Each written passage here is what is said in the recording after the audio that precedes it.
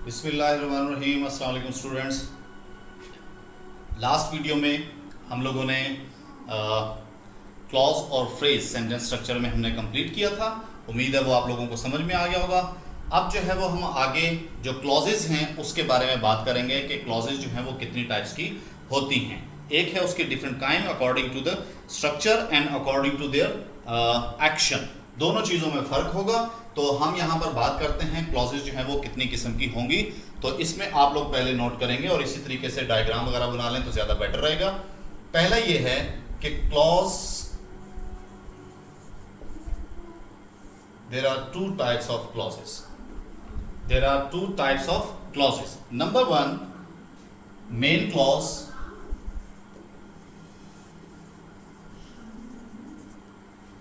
Number one, main clause, and number two, that is subordinate clause.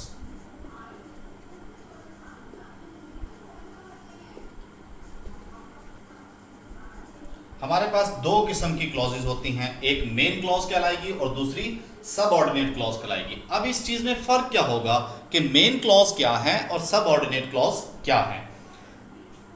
Last video में हमने ये बताया था कि clause is a part of sentence that has its own subject and predicate. तो यहां पर क्या होगा कि इन दोनों में, क्योंकि ये क्लॉज है तो क्लॉज के अंदर सब्जेक्ट और प्रेडिकेट तो दोनों में मौजूद होगा, ये तो क्लियर है। अब इसमें यह होता है कि जैसे मैंने ये मार्कर की मिसाल दी थी और कहा था कि मार्कर को अगर अलग कर दे तो ये कंप्लीट मीनिंग उस तरीके से तो देगा, ये आपको मीनिंग तो दे रहा है, राइटिंग का पर्पस तो पूरा कर रहा है, but there is some difference in conveying the meaning. ठीक हो गया। और वो कैसे आएगा, अब यहां पर आप देख लें कि मेन क्लॉज जो है इसके मुतालिक आप लिखेंगे it can stand as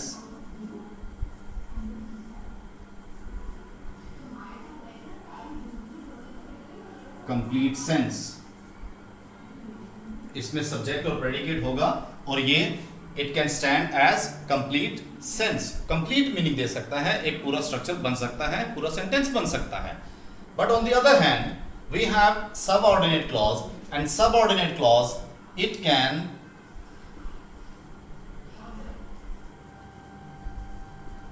not give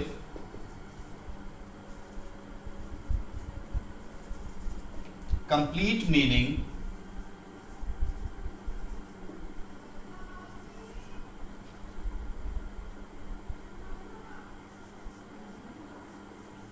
without main clause।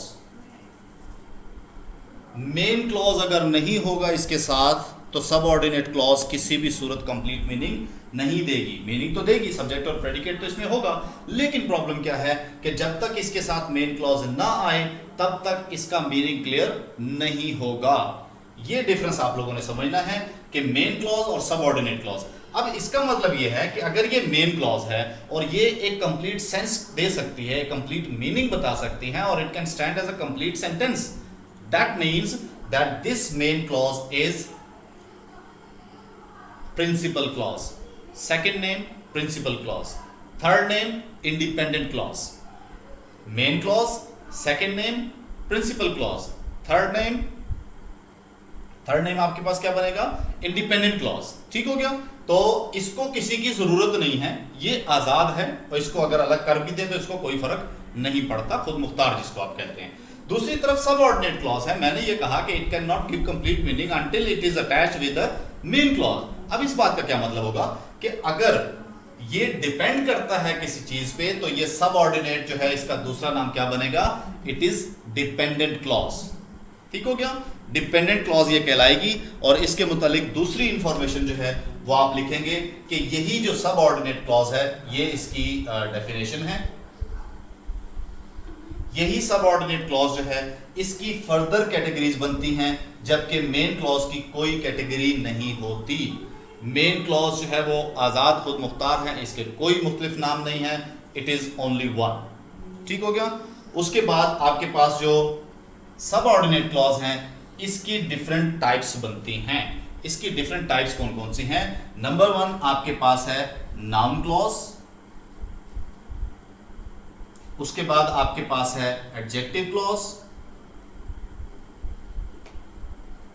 और थर्ड आपके पास है एडवर्ब क्लॉज।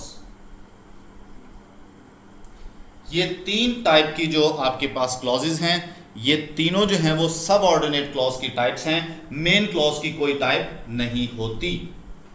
तो यहां तक आपके पास इंफॉर्मेशन ये क्लियर होनी चाहिए, और वो ये है कि आपके पास क्लॉज जो है वो दो टाइप्स की होंगी, एक मेन क्लॉज कहलाएगी, जबकि दूसरी जो है वो आपके पास सब ऑर्डिनेट क्लॉज कहलाएगी। और सब ऑर्डिनेट क्लॉज जो है वो फर्दर तीन हिस्सों में डिवाइड होती है, तीन कैटेगरीज में। नंबर वन आपके पास नाउन क्लॉज है, उसके बाद एडजेक्टिव क्लॉज है, और उसके बाद आपके पास एडवर्ब क्लॉज है।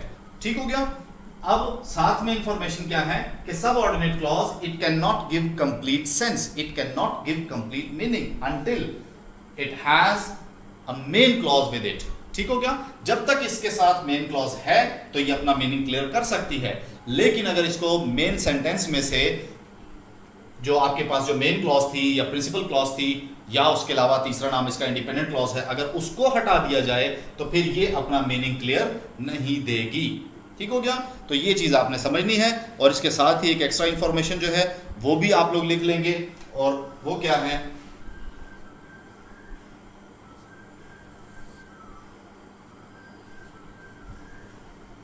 these clauses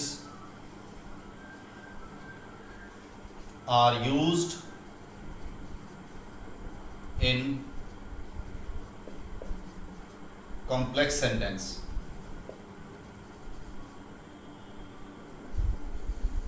ये इंफॉर्मेशन आपने याद रखनी है, ये बाद में आपको काम आएगी, और वो ये है कि these clauses are used in complex sentences। complex sentence जहां बनाए जाते हैं वहां पर यूज होती है, ये सिंपल और कंपाउंड सेंटेंस में यूज नहीं होती।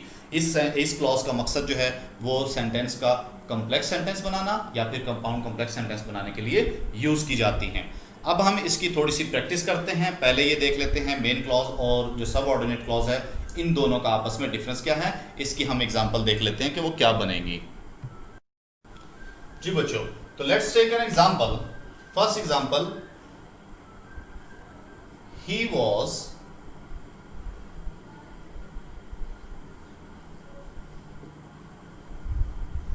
was reading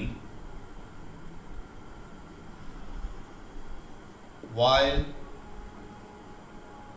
his mother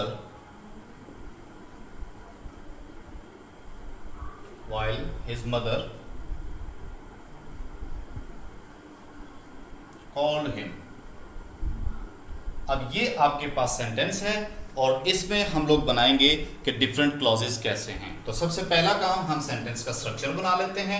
ये स्ट्रक्चर का मैं बार बार इसलिए कहता हूं क्योंकि बहुत से बच्चे जो हैं वो स्ट्रक्चर को समझते नहीं हैं कि सब्जेक्ट वर्ब ऑब्जेक्ट जो है वो बार बार क्यों कहा जाता है। वो इस तरह से कि आपको आसानी हो जाएगी कि आप किस तरीके से क्लॉज जो है वो अलग कर सकते हैं। यहां पर ही वॉज रीडिंग, यहां पे एक्शन परफॉर्म करने वाला कौन है, यहां पर आ जाएगा ही, ये आपके पास सब्जेक्ट है। वॉज रीडिंग ये आपके पास वर्ब यानी कि प्रेडिकेट है। सब्जेक्ट और प्रेडिकेट, सब्जेक्ट और प्रेडिकेट जो हैं वो मिलके क्या बनाते हैं, क्लॉज। ये आपके पास एक क्लॉज होगी। उसके बाद दूसरी क्लॉज इसी सेंटेंस में देखें, हिज मदर, ये आपके पास सब्जेक्ट था। उसके बाद इसी सब्जेक्ट का एक एक्शन है, वो है कॉल्ड का, तो हम इसका ऑब्जेक्ट भी साथ मिला लेते हैं, कॉल्ड हिम, ये इसका बन जाएगा प्रेडिकेट।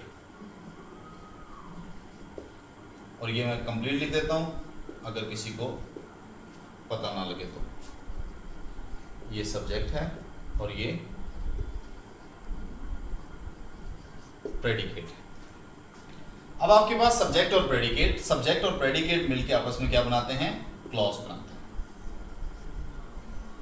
अब आपके पास दो क्लॉजेस तो यहां पर मौजूद हैं। समझने की बात यह है कि क्या दोनों इंडिपेंडेंट हैं, दोनों मेन क्लॉज हैं, या इनमें से एक मेन क्लॉज है और दूसरी डिपेंड करती है उसके ऊपर। यहां पर देखें, मेन क्लॉज के मुतालिक मैंने क्या बताया था कि it can stand as a complete sentence. इस जगह पे अगर मैं इसको कट लगाता हूं, he was reading, that is a complete sense. He was reading, वो पढ़ रहा था, बात खत्म होगी, ये तो कंप्लीट इंफॉर्मेशन होगी। दूसरी तरफ अगर देखा जाए तो यहां लिखा हुआ है while his mother called him. जब मैं ये कहता हूं हिज मदर कॉल्ड हिम, लेकिन उससे पहले एक वर्ड लगा हुआ और वो है while, that makes it dependent clause. Reason क्या है कि अगर मैं इसको पढ़ता हूं कि while his mother called him, ये जो वर्ड है इसको आप सेपरेट इससे नहीं कर सकते, ये इसके साथ ही रहेगा। तो while his mother called him, कि जब उसकी मां ने उसको पुकारा, व्हाट वाज द रिजल्ट, तो ये कंप्लीट मीनिंग नहीं दे सकता। इस वजह से इसको कहते हैं कि ये आपके पास बन जाएगी मेन क्लॉज, क्योंकि इसको किसी भी चीज की जरूरत नहीं है अपना मीनिंग क्लियर करने के लिए। जबकि यहां जब लिखा गया है कि while his mother called him, तो यहां पर सब्जेक्ट और प्रेडिकेट भी मौजूद है, सब कुछ है, कंप्लीट क्लॉज है। लेकिन प्रॉब्लम क्या है कि it depends upon the main clause, so this is called subordinate clause या फिर dependent clause.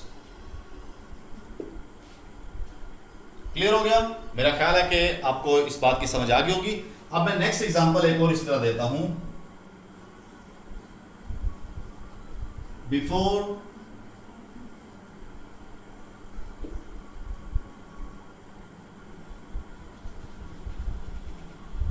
We reached there,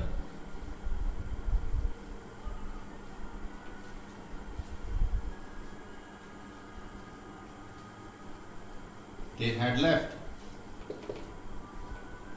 अब ये आपके पास सेंटेंस है कि before we reached there, they had left. अब इस सेंटेंस में दोबारा से हम स्ट्रक्चर बनाएंगे, और स्ट्रक्चर बनाने के लिए क्या करना है आपने कि स्ट्रक्चर के अंदर आपके पास है वर्ड वी, सब्जेक्ट हो गया, उसके बाद हम बात करते हैं रीच्ड देयर, ये आपके पास हो गया प्रेडिकेट, सब्जेक्ट और प्रेडिकेट। उसके बाद है दे हैड लेफ्ट, तो दे हैड लेफ्ट में दे जो है वो आपके पास सब्जेक्ट है और हैड लेफ्ट जो है वो प्रेडिकेट है। दे बोथ मेक क्लॉज, ये आपके पास एक क्लॉज हो गया, और ये सब्जेक्ट और प्रेडिकेट जो है ये भी मिलके क्या बना देते हैं, क्लॉज। अब इस सेंटेंस को अगर गौर से देखें तो हमारे पास दे हैड लेफ्ट, ये जो इंफॉर्मेशन दी गई है, इसको किसी भी किस्म की इंफॉर्मेशन की, एक्स्ट्रा इंफॉर्मेशन की, डिटेलिंग की जरूरत नहीं है, ये कंप्लीट सेंटेंस बन सकता है। दे हैड लेफ्ट, तो आप इसको कह देंगे कि ये मेन क्लॉज है।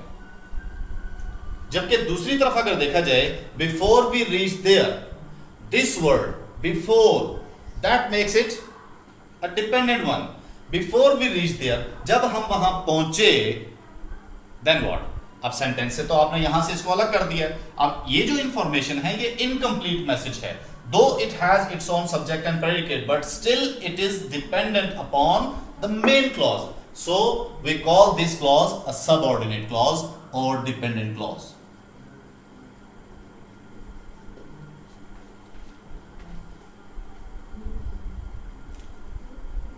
जी, ये इंफॉर्मेशन थी, उम्मीद है ये आप लोगों को समझ में आ गई होगी। अब हम जो है वो इसकी फर्दर कैटेगरीज उनके मुतालिक बात करेंगे, लेकिन एक बार मैं रिव्यू कर दूं कि वो सारी बातें जो मैंने की हैं वो क्या हैं, एक दफा फिर से गौर से सुन लें। इस वीडियो में पहली बात की गई है टाइप्स ऑफ क्लॉजेस की। टाइप्स ऑफ क्लॉजेस में हमारे पास दो टाइप्स थी, number one main clause and other is subordinate clause. Main clause के ही डिफरेंट नाम हैं, जिसको हम प्रिंसिपल क्लॉज भी कहते हैं और इंडिपेंडेंट क्लॉज भी कहते हैं। दूसरे नंबर पे हमारे पास आ जाता है सबऑर्डिनेट क्लॉज, जिसको डिपेंडेंट क्लॉज भी कहा जाता है। इन दोनों में डिफरेंस क्या है? डिफरेंस ये है कि मेन क्लॉज जो है इसका सब्जेक्ट भी होगा, प्रेडिकेट भी होगा, but it has the ability to stand as a complete sense, और it can convey a complete message, it can convey a complete meaning. ठीक हो गया, अगर उसको सेंटेंस से अलग कर भी दिया जाए तो। दूसरे नंबर पे जो सबऑर्डिनेट क्लॉज है उसको आप कैसे आइडेंटिफाई करेंगे? A subordinate clause may have और definitely have a subject and predicate, but it depends upon the main clause to complete its meaning और to convey its full meaning. ये है डिपेंडेंस। ठीक हो गया, तो आपके पास जो डिपेंडेंट क्लॉज है, जो सबऑर्डिनेट क्लॉज है, वो डिपेंड करती है मेन क्लॉज पे, और अगर इसको सेंटेंस से अलग कर दिया जाए तो ये इनकम्प्लीट मैसेज होगा, कंप्लीट मैसेज नहीं हो सकता, और अगर कंप्लीट मैसेज ना हो तो then it can not stand as a complete sentence.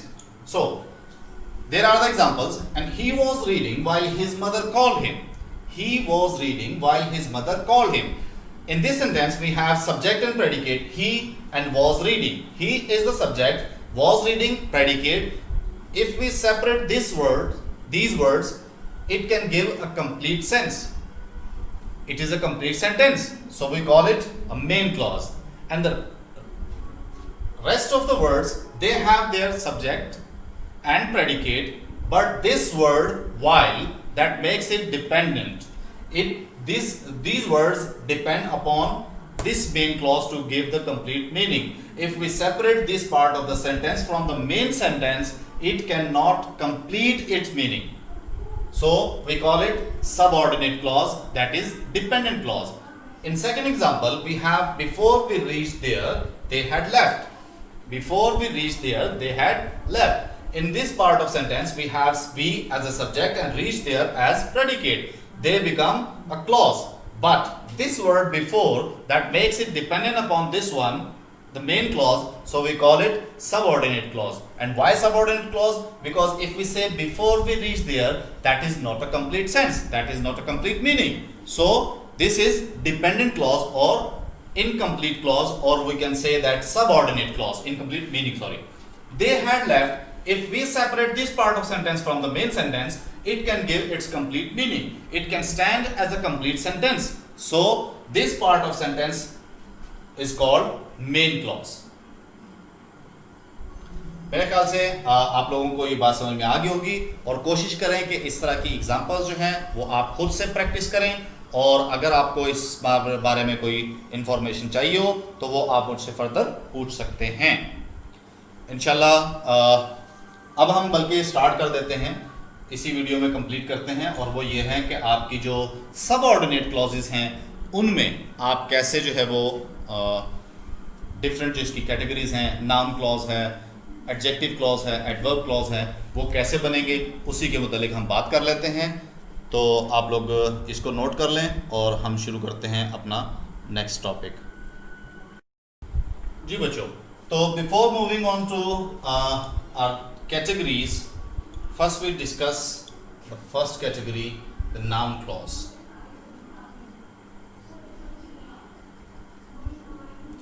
अब नाउन क्लॉज जो है वो है क्या चीज़, और उसके बारे में हम आपको इंफॉर्मेशन देते हैं। पहली बात तो ये है कि इसकी डेफिनेशन आप लिखें, अ क्लॉज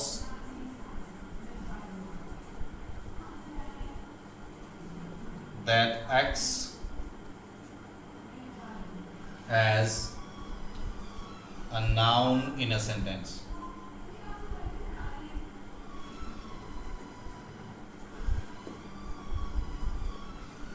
ये इंफॉर्मेशन आपने याद रखनी है कि noun clause is a clause that acts as a noun in a sentence.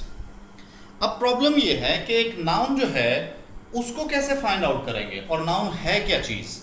वैसे तो आप लोगों से पूछा जाए नाउन क्या है, तो अक्सरियत का जवाब ये होता है कि noun is a naming word, और noun is a word that is the name of anything, person, place.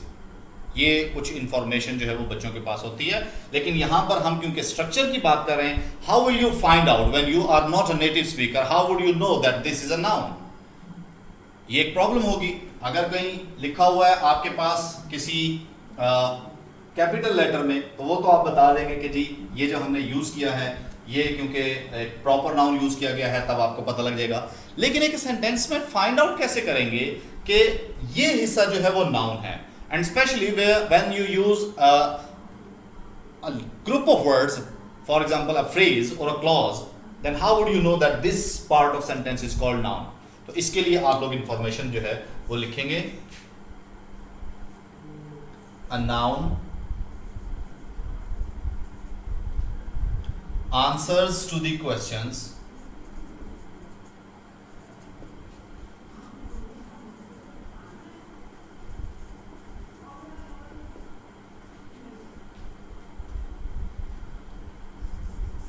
what, who and whom। In 3 words के आंसर जो हैं वो आपके पास हमेशा नाउन होंगे। बस इस चीज़ को आपने याद रखना है कि a noun answers to the question what, who and whom। अब इसको कैसे पता लगेगा आपको कि ये वाकई काम करता है या नहीं करता, तो मैं यहां पर एक दो सेंटेंस लिख के पहले आपको नाउन का आंसर बता देता हूं, फिर उसके बाद कैसे क्लॉज यूज होगी वो हम आपको बताएंगे। फॉर एग्जाम्पल आपके पास सेंटेंस है mister Imran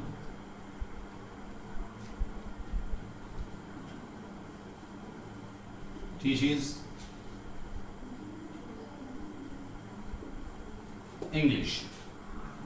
Mr. Imran teaches English। Now the question is, ये जो आपके पास वर्ब यूज किया गया है इससे आपने क्वेश्चन करना है। क्वेश्चन क्या करेंगे, Who does teach English और Who teaches English। Who के आंसर में आप क्या नाम देते हैं, Mr. Imran। Now Mr. Imran will be a noun। उसके बाद What does he teach, you say English। English is a noun। ये आ गया आपके पास what के आंसर में और ये आ गया आपके पास who के आंसर में। ठीक हो गया। अब एक सेंटेंस में और लिखता हूं कि he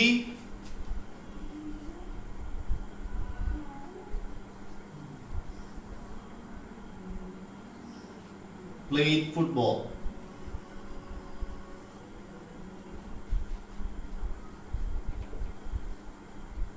with Ali। He played football with Ali। अब इस सेंटेंस में अगर गौर करें तो हम बनाते हैं जी he played football with Ali। Now who played football with Ali, तो आप कहते हैं he। अब यहां पर एक प्रॉब्लम आएगी, आप कहेंगे he जो है वो नाउन तो होता नहीं है, वो तो प्रोनाउन होता है। Then what is a pronoun? A pronoun is a word that is used instead of a noun। इसका मतलब ये है कि यहां पर प्लेस किसकी थी, नाउन की, उसकी जगह पर ये वर्ड आया है तभी प्रोनाउन बना है। ठीक हो गया। तो इसका मतलब क्या हुआ कि यहां पर ये हु के आंसर में आएगा तो इस जगह पर क्या होना चाहिए था, नाउन होना चाहिए था। ठीक हो गया। और नाउन नहीं है, नाउन की जगह पर आया, इस तरह से हम इसको क्या बोल देते हैं कि ये प्रोनाउन है। असल में प्लेस किसकी थी, नाउन की। दूसरे नंबर पे now what did he play, what के आंसर में आप क्या नाम देते हैं, football, that is a noun. फिर कहते हैं with whom did he play football, you say Ali, with Ali। whom के आंसर में आपके पास नाम आया Ali, that is also a noun। तो ये तरीकाकार है आपका कि आप किस तरीके से कोई भी नाउन जो है वो आइडेंटिफाई कर सकते हैं किसी भी सेंटेंस में, what, who और whom। ठीक हो गया। उसके बाद जो मैंने आगे कहा with whom, to whom, by whom, for whom, इस तरह की वर्डिंग यूज होती है, लेकिन मेन आपके पास ये तीन ही होंगे, what, who and whom। ठीक हो गया। what, who और whom, इन तीनों के आंसर में आपके पास हमेशा क्या आएगा, नाउन ही आएगा। अब हम एक और तरीके से इसको पढ़ते हैं कि वो क्या होगा, और वो ये है कि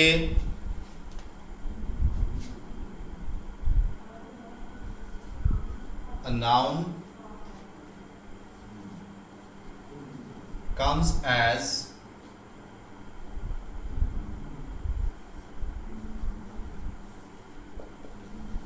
subject, object and complement। इन तीन जगहों पर जो है वो आपके पास क्या आएगा, नाउन आया करेगा। अब इस चीज को समझना आपने, पहले तो था वो व्हाट, हु और whom का आंसर मैं आप लोगों से सिखा रहा था कि किस तरीके से, अगर वो तरीकाकार है तो वो बेस्ट है, अगर ये तरीकाकार है तो ये बेस्ट है कि आप किस तरीके से इसको करते हैं। जिस चीज की आपको समझ में होगी वही चीज जो है वो जाहिर है कि आपके लिए वो बेस्ट होगी। तो अब हम इसमें कंसिडर करते हैं, एक तो इन तीनों के हिसाब से मैं बता देता हूं। For example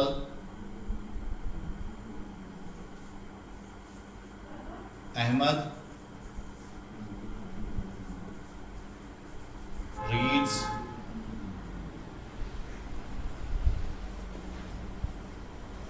books। Ahmad reads books. दूसरे नंबर पे है अहमद इज गुड रीडर।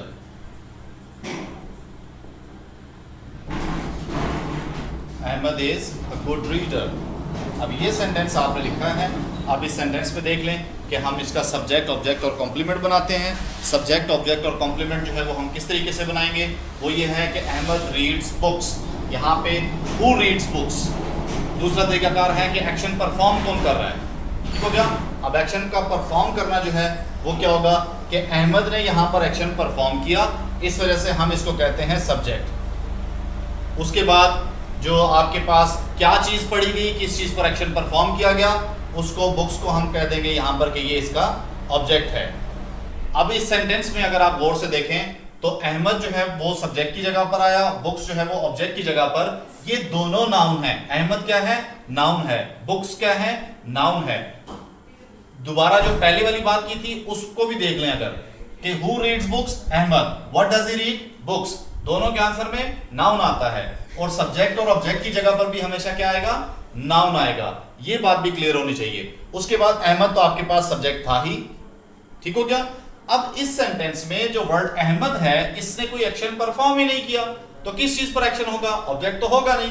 तो हुआ क्या कि is a good reader, that is the information. If this is the information, तो हम कहते हैं कि if we use in the first video I told you that if a subject does not perform any action, the information about the subject will become complement। ठीक हो गया। अब यहां पर आप देखें इस जो है वो यूज हो गया लिंकिंग वर्ब। लिंकिंग वर्ब इसलिए है क्योंकि अहमद ने कोई एक्शन परफॉर्म नहीं किया, इसके मतलब एक इंफॉर्मेशन है। यहां पर लिखा हुआ है अ गुड रीडर, ये हिस्सा कहलाएगा इसका कॉम्प्लीमेंट। ये कॉम्प्लीमेंट है और कॉम्प्लीमेंट के अंदर अगर देखा जाए तो रीडर, गुड जो है वो इसको क्वालिफाई करता है, आ जो है वो इसको क्वालिफाई करता है। रीडर जो है वो यहां पर आपके पास क्या बन जाता है, नाउन। तो आज के लिए बच्चों आपका ये इतना ही लेसन था और इस लेसन में हमने टाइप्स ऑफ क्लॉजेस पढ़ी और उसके अंदर मैंने उसको सारा डिटेल दे दी आपको। और टाइप्स ऑफ क्लॉजेस में हम सबऑर्डिनेट क्लॉजेस की जो फर्दर कैटेगरीज हैं उनको पढ़ रहे हैं। उसमें आपके पास आ जाएगा नाउन क्लॉज, एडजेक्टिव क्लॉज और एडवर्ब क्लॉज। अब इसमें जो नाउन क्लॉज है उसके मुतालिक हम इंफॉर्मेशन स्टार्ट करेंगे इंशाल्लाह। नेक्स्ट वीडियो में जो नाउन क्लॉज है उसके बारे में बताऊंगा। पहली चीज ये थी कि how to find out a noun in a sentence. ठीक हो गया, इंशाल्लाह फिर मुलाकात होगी। अल्लाह हाफिज। दोबारा अपलोड